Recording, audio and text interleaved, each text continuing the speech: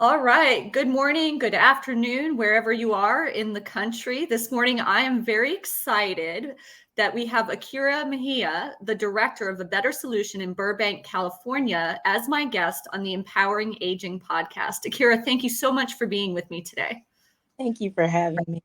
You're very welcome. So, the way that I would love to get started is for you to share with the audience a bit about your background and how you got into non medical home care. Okay, well, I started with actually working in healthcare, beginning with being a um, traditional care coordinator. So pretty much what I did was I assisted patients post discharge. So they would be in the hospital. It was a special project um, that started it. They would be in the hospital for a certain numbers of days, and I would get informed that they were going to be discharging. And then post last day, and then post discharge, I would go and visit the client at home to try to assist them with a lot of their social needs. Um, Mm-hmm. Aside from that, I also worked in healthcare as an LVN, so that also gave me a different perspective in the healthcare continuum as well.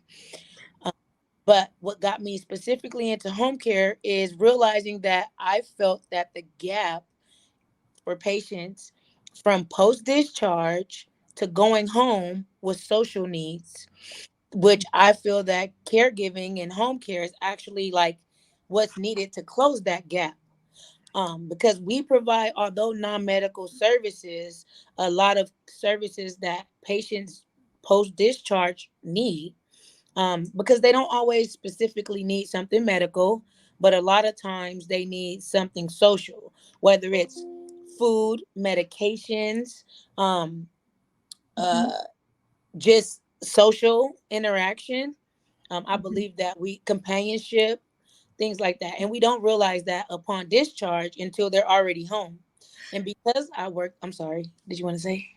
No, I was just saying that I've always been very focused. There's the activities of daily living, but the Yeah.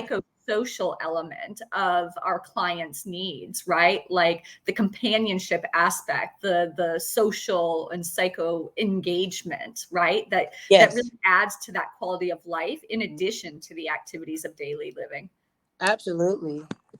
Hmm.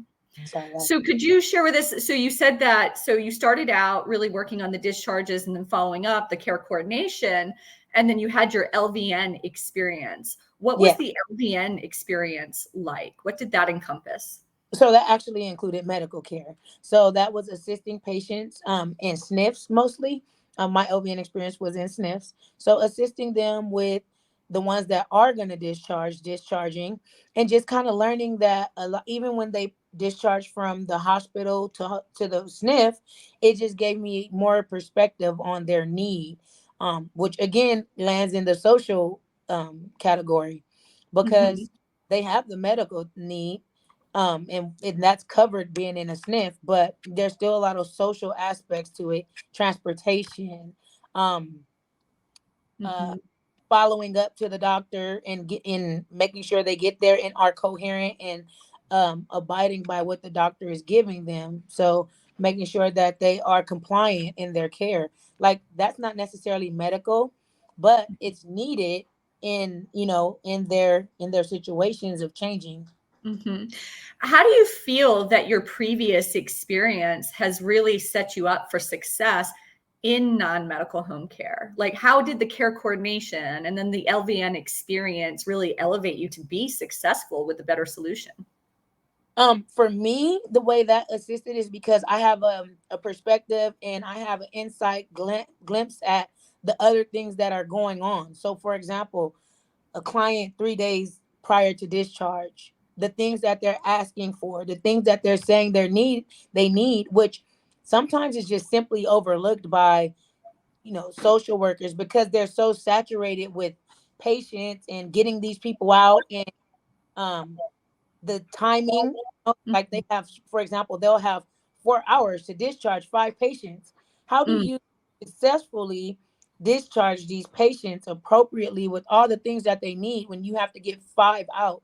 So that's like less than an hour for each discharge, and to mhm, get the family their needs. So what ends up happening is they're missing a walker, they're missing a wheelchair, they're missing the call to the DME to get those things that they require to be at home, whether it's even oxygen, um Mhm. that's the insight that I get. So from this is a good thing for me, because what I get to do is, now that I know this already, when they discharge, I can hit them with, did you get your walker, did you get your oxygen, to make sure I'm closing that gap, which a lot of people don't have the insight to even know. Most people are calling with their hair pulled out, going crazy. I don't know what's needed, I don't know what my mom wants. So for me, I think it's a benefit that I have that experience to say, I bet you I can tell you what's missing. Did they pick up their prescriptions? Did they get their DME? And then the next question is, what's DME? Okay, do they need a walker? Do they need a cane? Did they get oxygen? Do they need a hospital bed? Because then we get people who's discharging and even need a hospital bed because they can't sleep in their bed anymore. So Right, right. for me, what helped me is that I know all the missing links there to kind of throw out when I'm signing a client or dealing with patients on different levels. So, can you explain to the audience how you take this insight and pretty much what you explained, but can you share how what's your philosophy on partnering with your referral partners, right? So, the skilled nursing facilities, the hospitals, so on and so forth. And then how is it that you really partner with the families to serve their loved one? So let's start with your philosophy on partnering with the referral sources. So with the referrals with the referral sources, what I normally do is I educate them. I educate them on my personal experience. So I'm not really selling what we can do. I educate them on what I know, what Mhm. I've seen in each field. So seeing what I saw as an LVN is different from what I saw as a transitional care coordinator, which is different from what I do now as a home care director. So I educate them and I inform them of how all those three actually tie in together for a client who has recently discharged or even had a transition in their lifestyles. That's Mhm. normally what gets the first eyebrow up. Right, because you can see the whole situation and really Exactly. piece it together. And so that leads me into how is it that you effectively partner with the family, So right? with Yes, it's kind of like the same theory a little bit.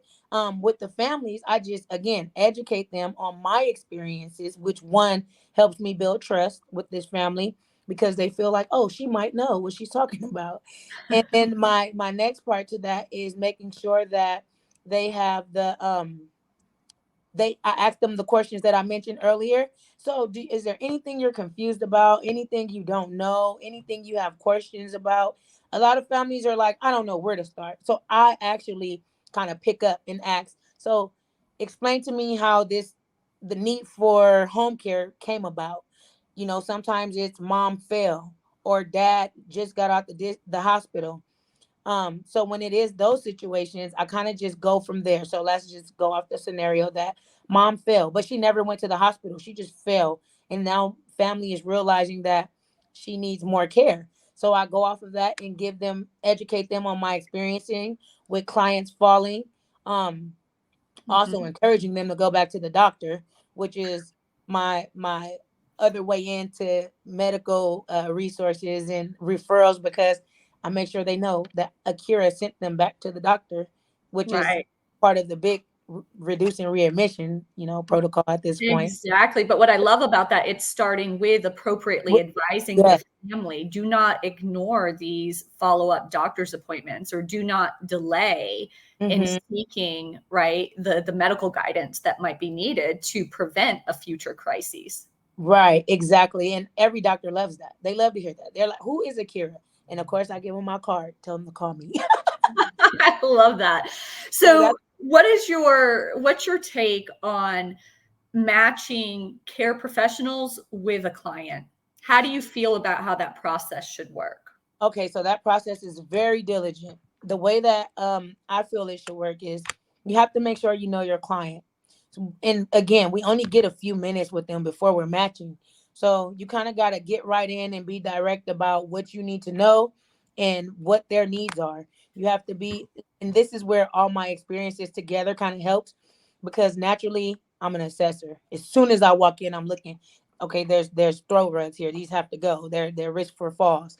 There's the client has to reach too far or use a chair to get to things. Oh, that has to stop. We have to bring everything to eye level because we're again another risk for fall. And as our population gets older, the risk for fall already increases naturally. So we don't want them doing other things that are causing them to fall, or even because a fall right now, well, with the geriatric population, is very critical. Like a Mm-hmm. fall can be the onset for so many different things. Mm-hmm. So normally, I'm assessing right at as soon as I walk in the door in a friendly manner, though. And then once I'm able to figure out the needs in my head, because I have been recruiting as well, what I do is I just automatically know this person has this experience, because every caregiver has a different experience. Some have experience with just facilities doing, which is different from another caregiver who has experience in home dealing with the patient that is transitioning, or a client, I'm sorry, that is Mm-hmm. transitioning in their lifestyles. So the process of matching depends on knowing your employees as well as knowing your clients. You Mm-hmm. just have to really be diligent about those. So as part of that diligence, right, you're looking at the actual skill set of the care professional and what the client's needs are. What about personality characteristics, right, when you're matching these two individuals together? Right. So then we would go with trying to figure out, like, so me personally, I'm always the first example. So if I walk in and I'm being all bubbly, hi, I'm Akira, and they seem to be like, you can tell by the look on their face if my bubbliness was too overwhelming, or Mm-hmm. if they need and again, my tone will change throughout the assessment just to Mm-hmm. kind of get a feel for what the client needs are. So if I'm too bubbly, then I realize, oh, can't send this caregiver, although she has the home care. I can't send her because she will probably overwhelm the client, versus someone who is more, I don't want to say dry, but like Introverted. So I always that. ask that question as part of the Connector Elders assessment. Does your loved one, have they tended to have a more extroverted personality or a more introverted personality? What is the type of personality you think they would be the most comfortable with? And even sometimes, right? Like if you do have an extroverted caregiver that has all the skill set, if they're coachable and you can have a conversation with them about, okay, I need you to be more mellow as you're interacting with the client. But that is a very, I've always found that to be a very important factor to make in that Yeah, customized matchmaking process. yes. What are some of the other things that you guys look for when you're doing an assessment with a family? So we've first of all, let's pause for a little bit and make sure that the audience understands ADLs. What is ADLs? So ADLs, activities of daily living. So Mm-hmm. that will range anywhere from taking a shower in the morning to cooking dinner at night. Maybe they might need assistance with light housekeeping. They might even just need, it also includes companionship. So the social aspect of interaction. Some families, want that as a primary thing, because there's a good point we just talked about introvert versus extrovert, but it just depends, because if the client is normally an introvert, but they need someone with a more extrovert. Am I saying it backwards? If they're normally an extrovert and they need someone with that type of, they went into being an introvert, which is totally possible. Then we Mm-hmm. want one who will be an extrovert to help them, be more social. Mhm, mhm, exactly. So engage them in activities, Yeah, possibly activities that maybe they used to do on their own, and they would if there was a bit more encouragement, right? right. Somebody to do it with them. So if you don't mind, address. So what if you bring on a client and you do your best to make sure it's a customized match, but then the client and or the family says, I don't think this is really the ideal fit. What happens in those situations? So we totally allow that. We totally allow clients to want to change their caregiver. It's an open policy, kind of open door with that. If they Mhm. need to change their caregiver because the fit just didn't click appropriately, we allow that. No cost, no Mhm. any additional except for allow us the chance to change it. So what I notice it well during those moments, what I do is I pay attention to who I sit, and I actually talk to the client. What skills about this person did you like? And then what skills didn't you like? Or what part of her character, kind of pushed you to want a new person? And not because we're totally non-judgmental. Right. So what the point of that is just so that I can not make that error again. Maybe I missed something or I assumed something that wasn't appropriate for that specific client. So I allow them the Mhm. opportunity to correct me so that I can send the appropriate staff. Right. Would you agree? So this is about, right, having the best fit for the client. But I've also always found that it also is beneficial for the caregiver, right? Because you've got two people that are going to be interacting, right? And so if it's not a good fit, it affects both. And so trying to make the best match possible benefits both client and caregiver. Absolutely. I Hmm. So let's talk about how a schedule works, right? So maybe somebody is discharging, you get the referral, and they're starting out with X number of hours. Is that set in stone, or is that something that can be fluid? It's definitely able to be fluid. It's flexible. So it's kind of based off of their need.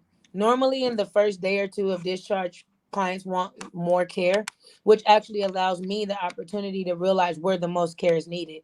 And what I Mm. mean by, for example, they'll say, my mom just got out the hospital. She had a fractured hip. Okay, understood. How often do you want care? They'll say, oh, I don't know. I don't know. And it just kind of depends on the um my client at that point, because as we know, finances do become an issue. So Mhm. say for example, they're like, I don't know. I always recommend, all right, at least give us one 24-hour shift. Why? Because we would like to determine as many patterns as we can in that 24 hours. So for example, if we notice that mom is on narcotics that makes her sleepy at this point, and this is the drug that she has to take for the next 6 weeks, let's just say Mhm. 6, we know what time they're giving, what time are these meds given, and I personally evaluate. Okay, so she gets them at, we're going to use 10 o'clock. She's sleepy from 10 to 4, or that's probably a while, but like let's just say 10 to 2. She's sleepy from 10 to 2. If she's going to be asleep and we have everything set up as far as bedside commode and she doesn't need assistance, let's cut those 4 hours out since finances is an issue. Let's Mhm. cut those 4 hours out and let's start the shift at 2 o'clock.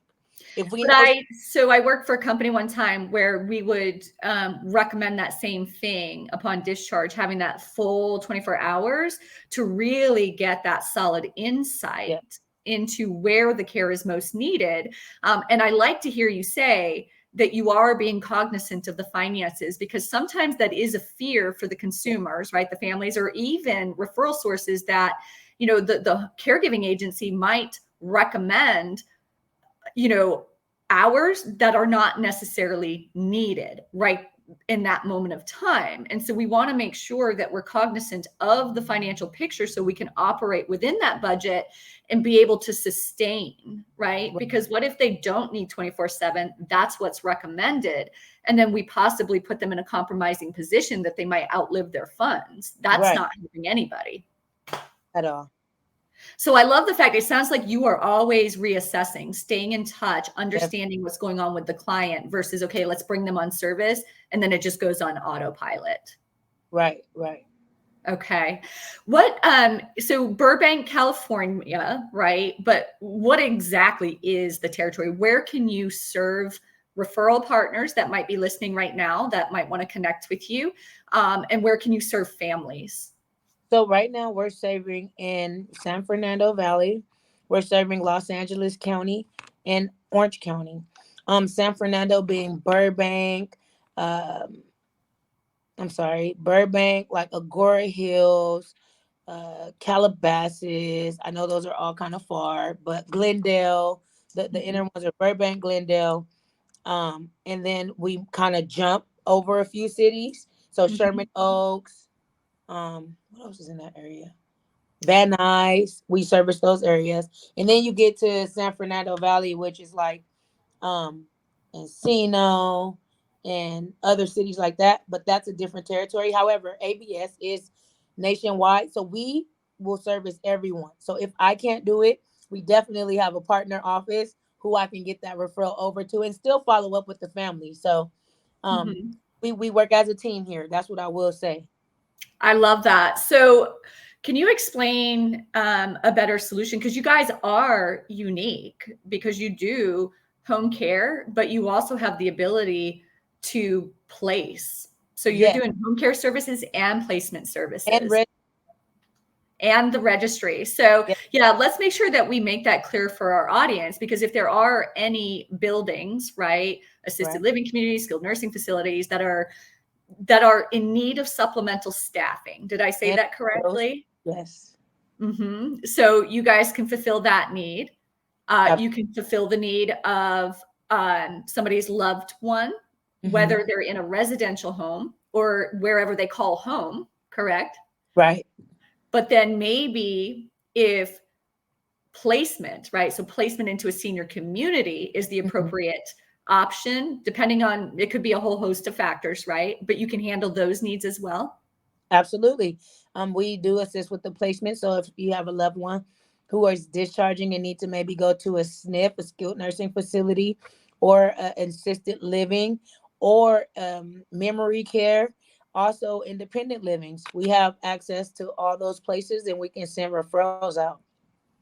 That's fantastic. So, Akira, who are the types of people you want to know?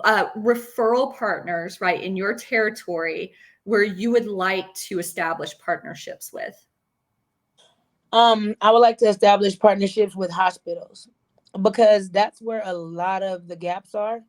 A lot of the gaps Mm, charge from the or discharges from the hospitals because they're so overwhelmed.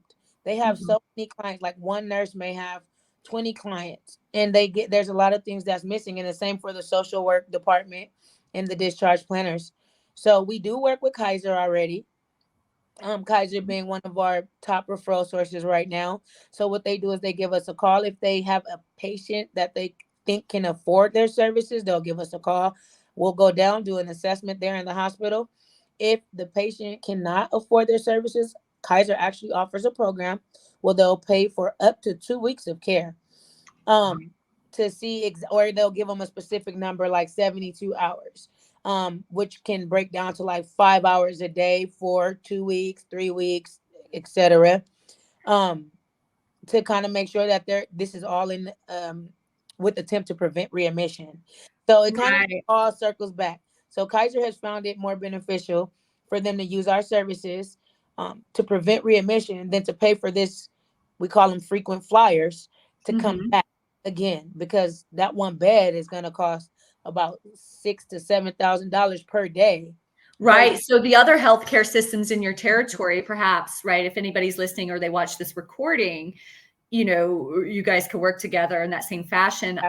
What I also like about the fact that Kaiser's doing that, right? That program is that yes, it is benefiting them to do the discharge and to prevent readmissions, but it is allowing the family or whoever is in this elder's life some runway time to figure out, okay, what do we do next? right. Right? What is it that we have to do to make sure our loved one is safe, highest possible quality of life until we figure out what the solid plan is going to be.